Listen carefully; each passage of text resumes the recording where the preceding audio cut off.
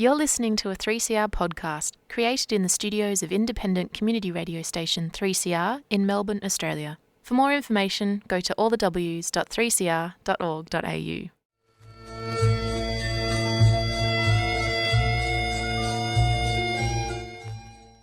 Today I will talk about the Palestinians of Iraq. This is the smallest group of the Palestinian refugees in the Arab world. There is an estimation that the total number of the Palestinians who were expelled from Palestine in 1948 and ended up in Iraq by late 48 or early 49 were no more than 4,000 Palestinians. The majority of them came from three villages near Haifa: Ijzim, Ain Ghazal, and Jabaa. So these three villages, known among the Palestinian Iraqis as the Triangle, form 80% or even more of the total population of the Palestinian Iraqis. Haifa, along with other cities in 48, were under the terrorism of the Zionist groups. They attacked the civilians. The most atrocious, the most infamous massacre took place in May 48 in the village near Haifa called Tantura village. I want you to remember the name. There are enough resources in English about this massacre, including a film that brought exclusive archive from Zionist archive about militiamen who admitted and described the atrocities of the massacre. So the name of that village is Tantura, Tantoora, Tantura. So this Tantura village near Haifa is one example of the violence against the Palestinians, not just around Haifa, but also across Palestine. The news of the massacre spread quickly, and mind you that this massacre came nearly a month after another infamous massacre near Jerusalem, which is Deir Yassin massacre.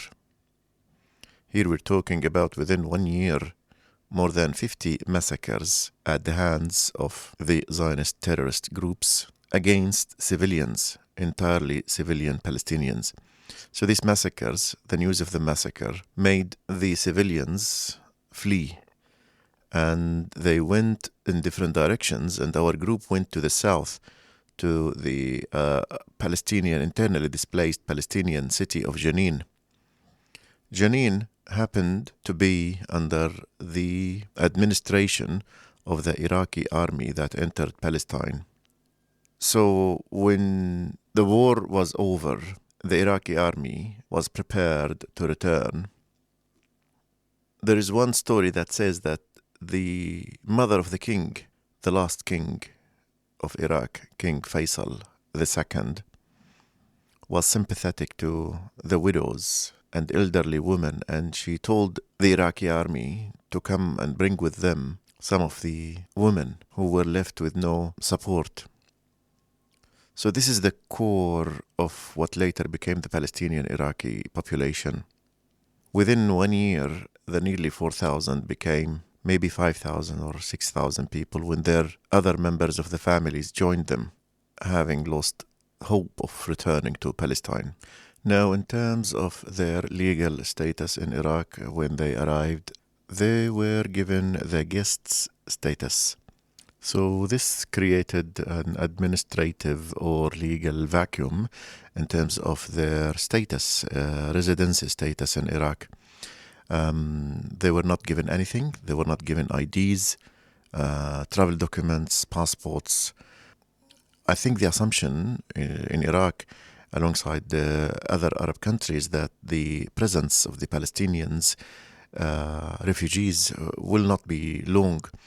So they did not feel the need to issue them passports or IDs or paperwork upon arrival. And it took them years until they realized that they need to create some sort of paperwork.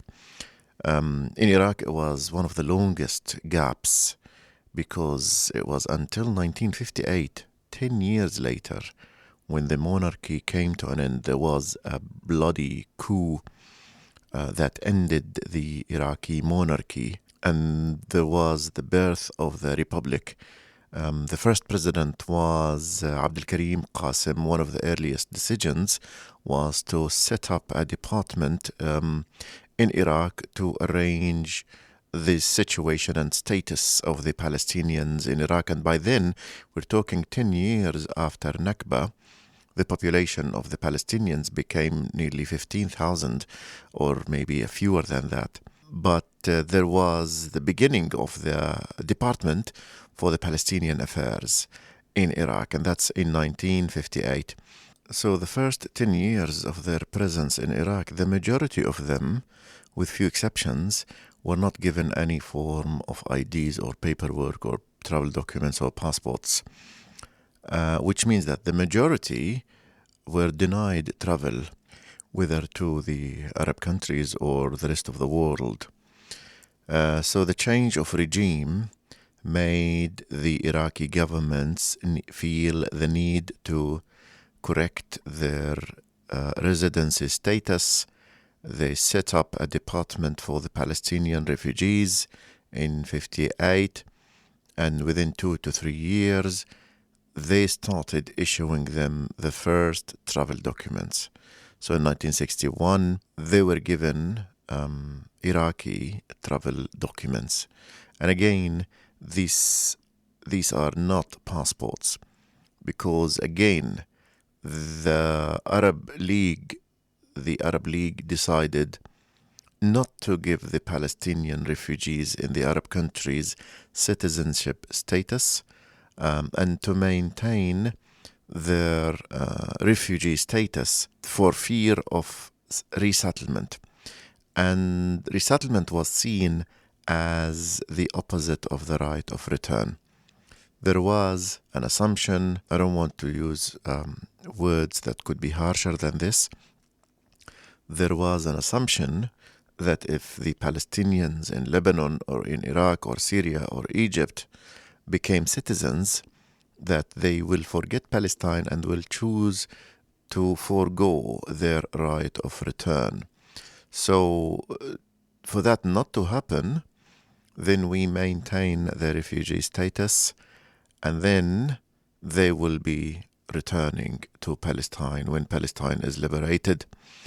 Now, this is the pretext of late 50s and 61, that the Palestinians in 4 of the Arab countries were denied access to equal rights, to citizenship rights, but it varies from one country to another. The general atmosphere in Iraq in late 50s, early 60s, and then onwards is pan-Arab.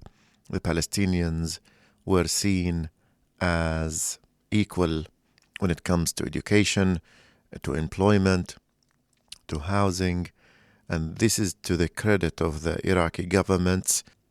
They were not discriminated against in the majority of the aspects of life in Iraq. The same thing happened to the Palestinians of Syria. The Syrian government, the Syrian society, the Syrian state in the 50s treated the Palestinians on equal footing when it comes to education, medical support, employment, and property ownership. The only thing that they were not equally treated is the passports. So the situation of the Palestinians in Iraq started to improve because they were treated equally. And the same goes with the Palestinians of Syria. However, the Palestinians of Lebanon had a different pathway. We spoke about it last week, and we might return to it later. And they were denied access to a long list of rights, including employment. Until today, there is a blacklist of around 70 professions that the Palestinians of Lebanon cannot even apply for, let alone to be accepted. So their situation varies from one country to other, but the 4 Arab countries where the majority of Palestinian refugees live, and that's Lebanon, Syria, Egypt, and Iraq, did not give them citizenship. They gave them passport or travel document. In Arabic, we call it al-wathiqa, wathiqa for document. So the situation of the Palestinians of Iraq started to improve. However, Iraq itself, as a republic, as a state, in the 60s, took a very serious turn into instability, into political turmoil, with one coup after the other. And then in 1963, a turning point for both Iraq and Syria, and the arrival of Al-Ba'ath Party to power in Iraq and Syria. This is a nationalist party that calls for pan-Arabism and unity among the Arab countries. And you would think that they came to power in these two countries, that they will put their theories into action, but because of a long list of reasons, including personal agendas, there was a split in the leadership of Al-Ba'ath Party between Iraq and Syria. So we started to witness the Syrian Ba'ath and the Iraqi Ba'ath, with rivalry and animosity growing year after year between them, that reflected negatively on the population and the region. So the Palestinians, when their circumstances or conditions started to improve, the situation in Iraq started to deteriorate. And however, by the late 60s, Al-Ba'ath Party in Iraq managed to hold the grips of power, and that itself brought stability. So for the first time, Iraq started witnessing some sort of political stability and nationalizing natural resources, especially oil, and then the economy started to boom. In Iraq in the 70s, this is the good old days. In Iraq is the 70s. This is the golden decade from 1970 until the beginning of Iraq-Iran war in early 80s. So when it comes to the Palestinians, they started witnessing the improvement. Like the rest of Iraqis, there were education, employment, and they were seen among other refugees as better off. So if you compare the economic situation of the Palestinian refugees in Iraq to their counterparts in other Arab countries, they were doing better in general.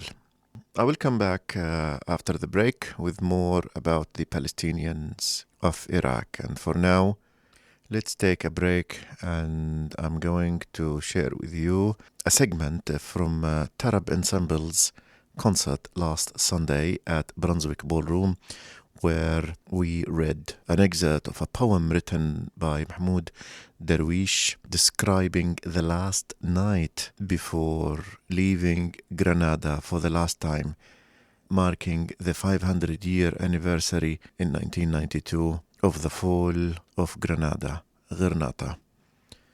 So I read the Arabic, and my stepdaughter Lean read the English. In the music background, double bass Michael Curry, flute Sarah MacDonald.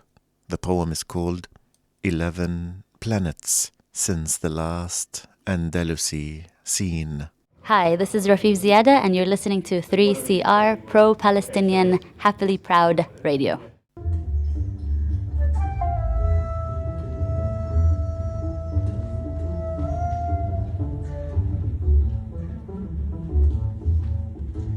في المساء الأخير على هذه الأرض نقطع أيامنا عن شجيراتنا ونعد الضلوع التي سوف نحملها معنا، والضلوع التي سوف نتركها ها هنا في المساء الأخير.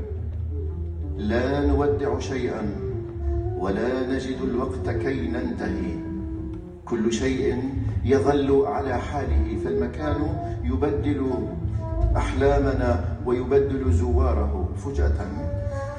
لم نعد قادرين على السخرية، فالمكان معد لكي يستضيف الهباء. On the last evening on this earth, We cut our days from our trees and count the rips we will carry along, and the rips we will leave behind right here on the last evening. We bid farewell to nothing. We don't find the time to end who we are. Everything remains the same. The place exchanges our dreams and exchanges its visitors. Suddenly, we are incapable of satire, since the place is ready to host the dust.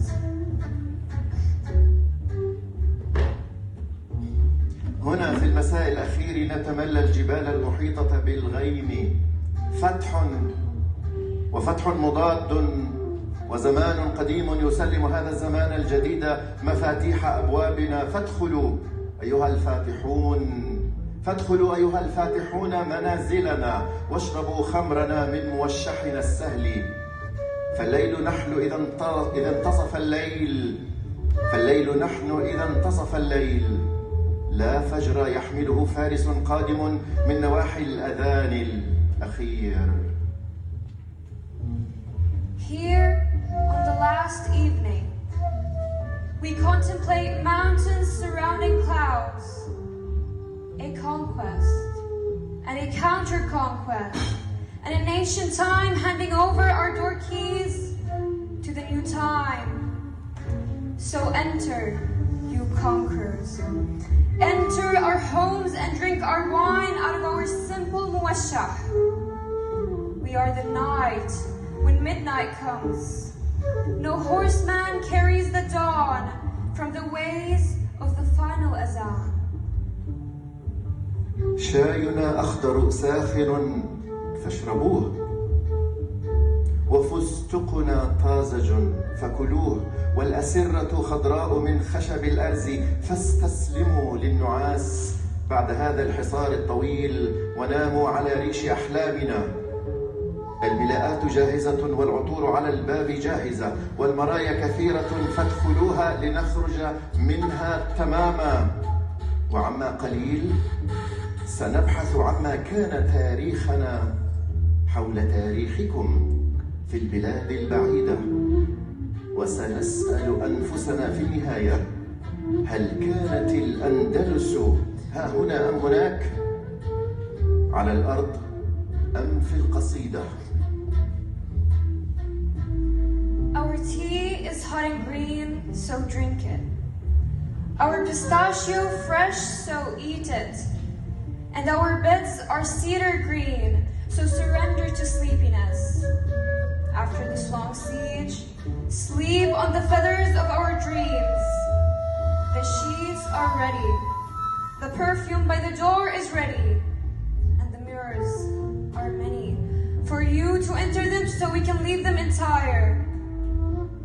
In a little while, we will search for what was our history around your history in the distant lands, and ask ourselves in the end, was the Andalus right here or over there, on earth or in the poem?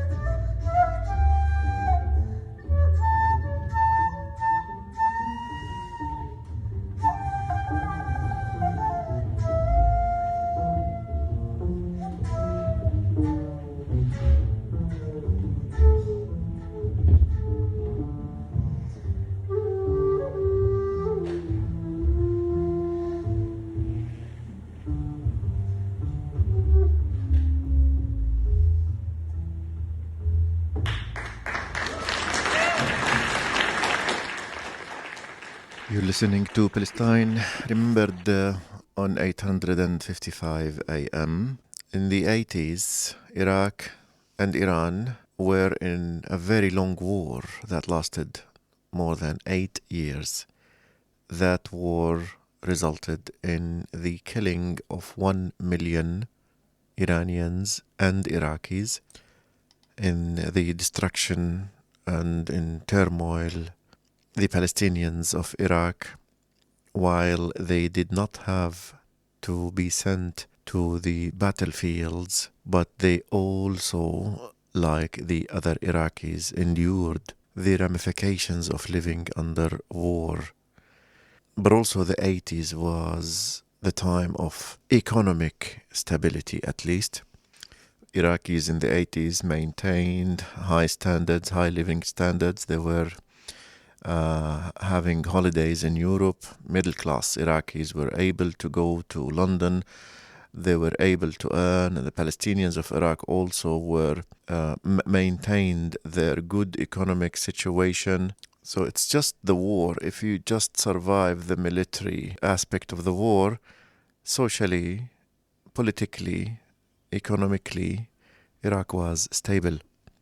But the disaster happened on August the 2nd, 1990, when Saddam invaded Kuwait, and the ramifications of that was sanctions immediately. UN sanctions on Iraq, US-led coalition, the Desert Storm operation, and then the war against Saddam and the bombardment of Baghdad and most of Iraq, the destruction of its infrastructure, roads, airports, bridges, and even after Kuwait was liberated in February 1991, the sanctions on Iraq remained, and the entire country went from relatively rich into poverty within the 6 months. And then from 1991, for the next decade or more, Iraq witnessed one of its really worst chapters of poverty, of dire need, devaluing the Iraqi currency. The Iraqi dinar was worth $2, and then it collapsed immediately. Middle-class Iraqis had to work 2 full-time jobs to bring food on the table.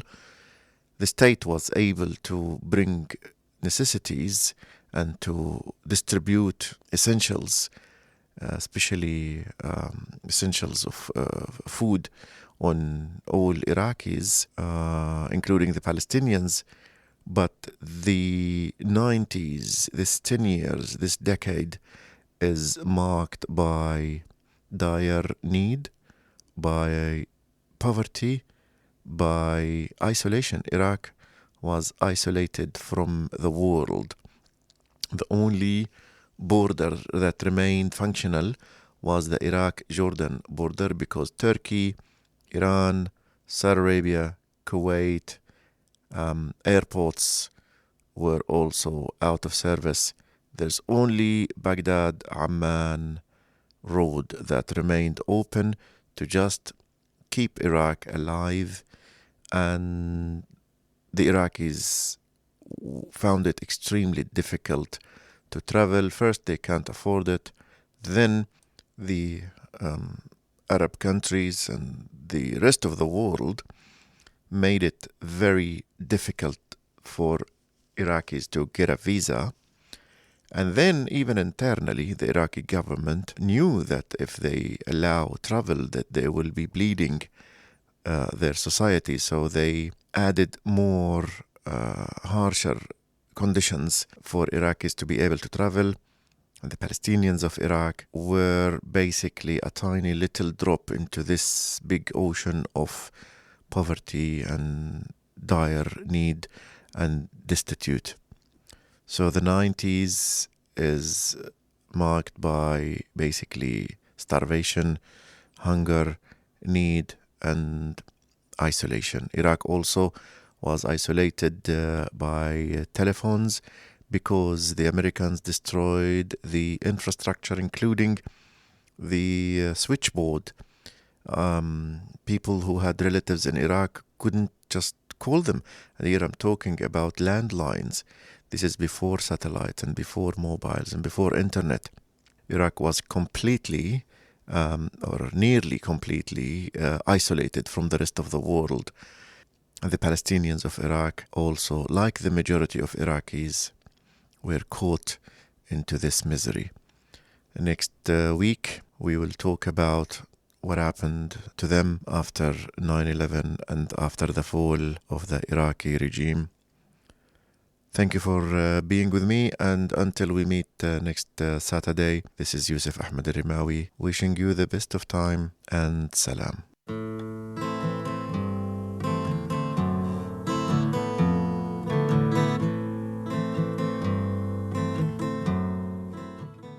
You've been listening to a 3CR podcast.